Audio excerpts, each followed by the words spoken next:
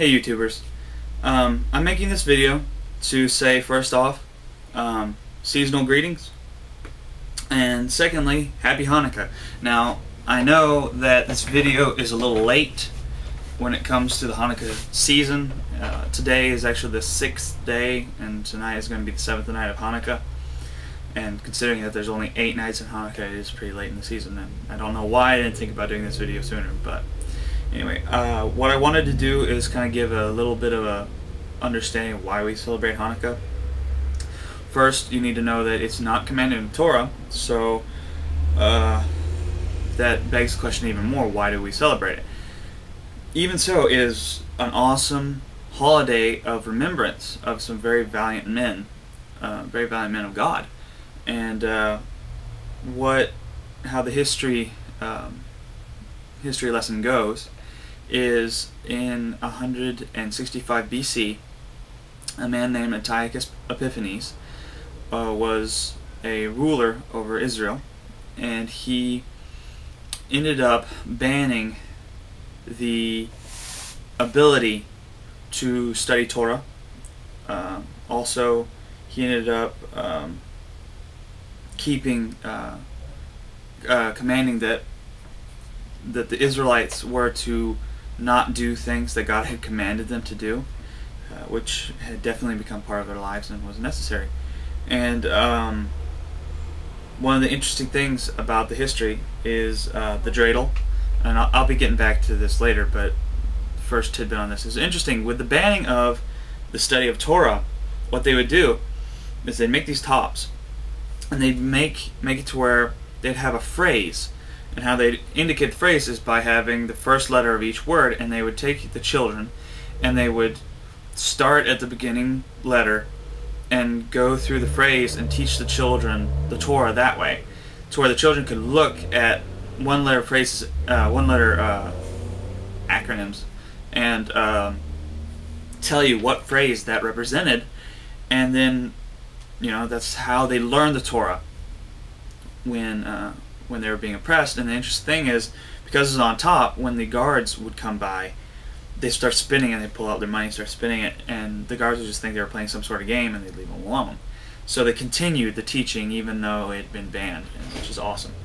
And but you know, all these things were going on, and finally Antiochus Epiphanes, with his opinion that the Israeli way of life should be completely done away with, ended up erecting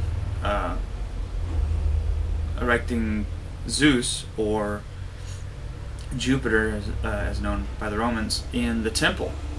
And he ended up sacrificing a pig on the altar to Zeus, which obviously, with that as evidence, his idea of the way religion should be is Hellenistic.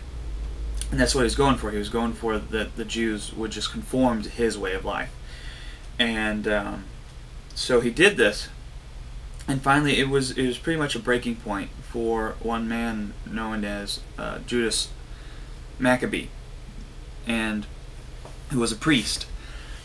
And because of that that action, it flared up the zeal of God in Judas, and he got his family, the Maccabees, and they basically started, I'm sure there's more history there, but they started what's known as the Maccabee Rebellion. And there are a lot of stories of valor for that family in that particular rebellion. Obviously they weren't the only ones in the rebellion, but they are the ones credited with the beginning of it, and most of the stories of valor of their family. And so, you know, this is partly a remembrance of those men and their willingness to fight for what is right, and fight for, you know, God's ways, that you know, that they were willing to stand up for what they believed in. And also, it's commemorating the event after they won the rebellion. They ended up going and dedicating the temple and cleaning it up and everything, because it had been defiled. First off, the sacrifice of a pig that's in the temple is so very wrong, and then to have a false god in what was the house of the Lord, absolutely wrong. So they had to go through this whole system of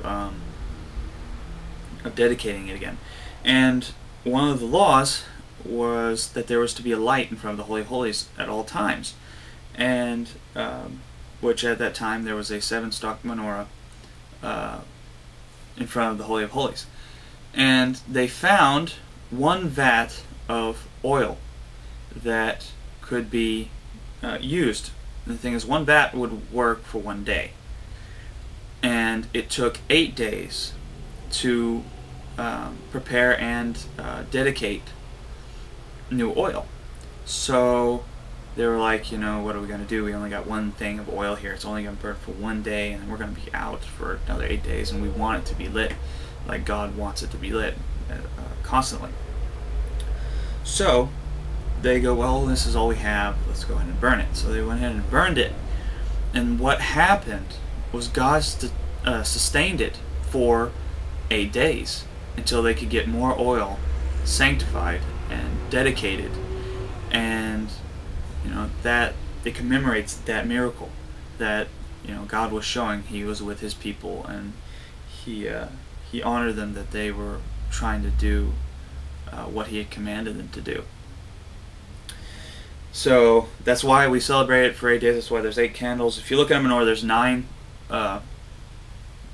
candle stalks. The thing is, the middle one's known as the shamash, or the servant. You light the servant, and the servant lights the rest. An interesting tidbit there on the Messianic view of that is the servant candle is Yeshua, our Messiah, because He came to be a servant. He was a king, but came as a servant to us, and that He is the light of the world, and He's the one that lights the rest of us. And excellent correlation is how He was a servant when He washed the feet of the disciples. So people would say there He was being a shamash, and so that's one understanding from the Messianic point of view. Getting back to the dreidel, the current dreidel, at least here in the U.S., it has a noon, which that's a noon. You can see it. A gimel, a hay, and a shin. And that represents Nes Gadol Haya Sham, which means a great miracle happened there, Israel. And the only difference is the Israeli one replaces the shin with a pei, which is Nes Gadol Haya Po, or a great miracle happened here. And so even this is in remembrance of all that. Obviously there's a little game that you play with it, which how the game goes is you turn it, and the noon represents you get none. Gimel was give me all that's in the pot. Hay is give me half. Shin is you put 1 in. And normally the kids play it with like chocolate money. Also, one interesting thing is with the menorahs, and I'm going to be showing you this. There's a whole bunch of people get really creative with their Hanukkah menorahs. So there's one, and there are some really creative ones out there. The ones I'm going to be showing you, I'm going to show a little slide. One of our personal traditions is we've been doing this for pretty much my whole life. We've been part of the Messianic movement, and over the years we've accrued quite a few menorahs.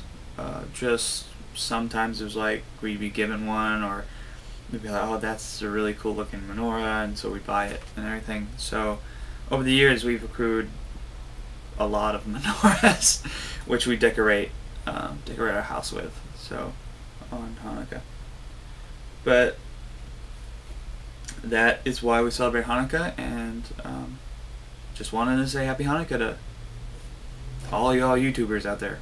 So till next time.